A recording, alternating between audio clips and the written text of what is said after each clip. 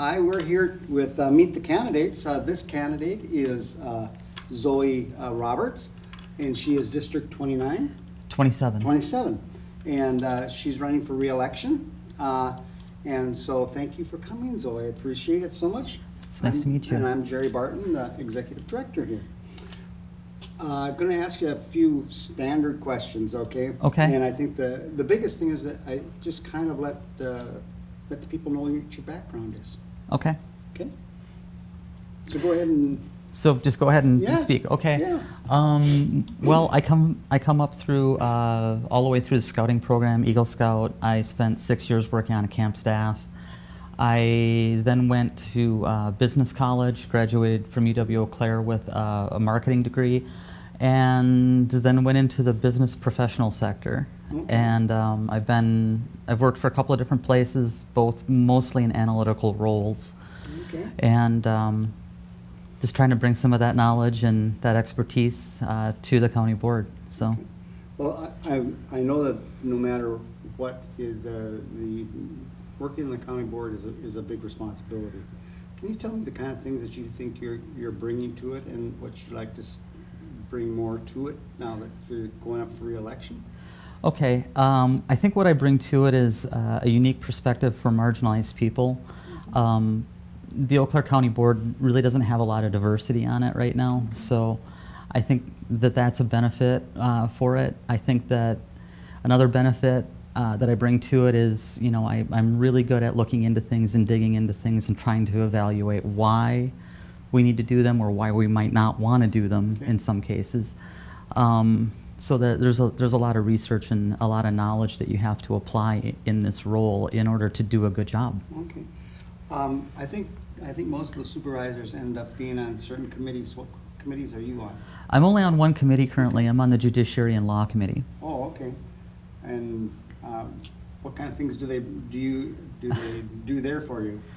Judiciary and Law, we talk a lot about, you know, who's in the jail, Okay. about different conviction, you know, like conviction rates and things like that.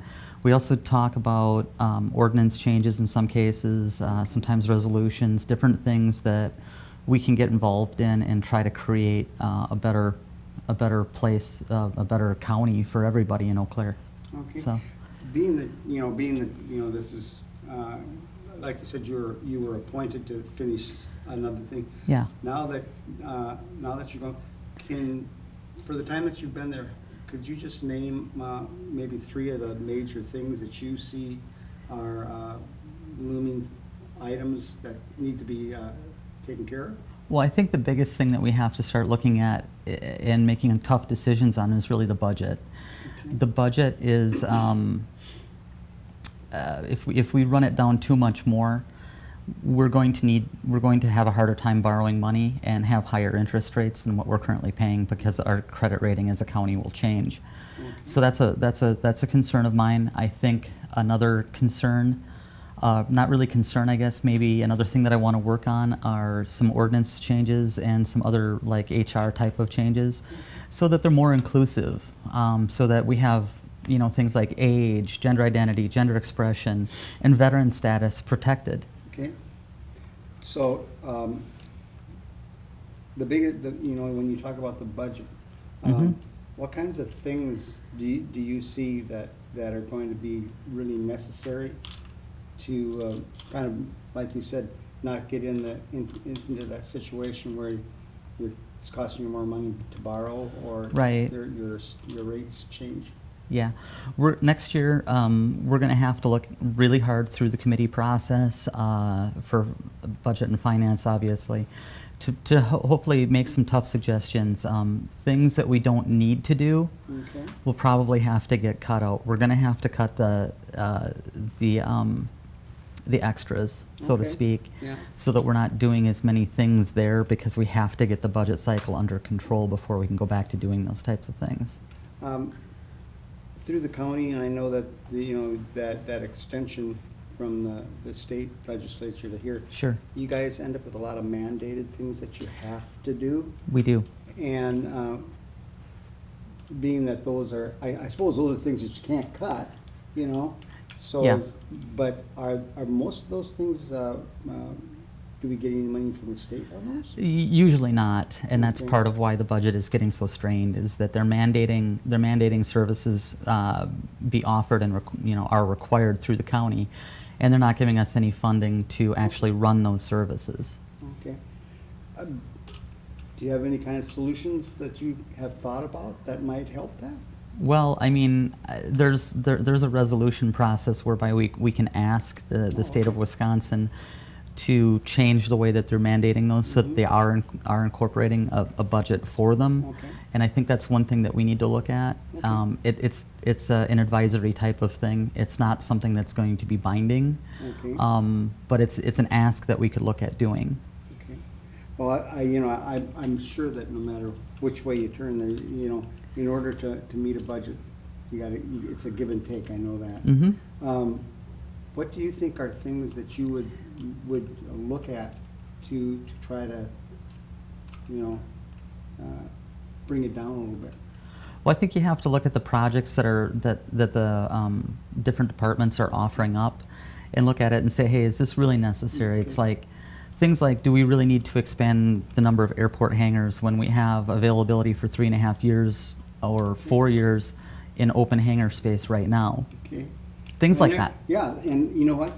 I never knew that was, to be honest with you, being a citizen, and I never even knew about those kinds of things. So it's so interesting to find out that this job, the job that you're going for, has so many more things that are Yeah. that are part of it. The budget is an incredibly complex item, and it's what I got thrown into right away. And so I think the advantage of that was that I got to see how it all tied together and how it all started working together. Mm-hmm. And now I've had the opportunity to start developing ideas surrounding that. That's good. So, Well, one of the things I always want you to be able to do, this is your chance to do your pitch, okay? to let the people know why you feel that they should vote for you, and the things that you feel that you can bring that others can't. okay. My stump is basically it revolves around equality and fighting poverty, and the way I see them is that they're very much combined. As on the equality front, obviously I'm working on an ordinance right now that would add, age, gender identity, gender expression, and veteran status to the housing ordinance. That's a big thing.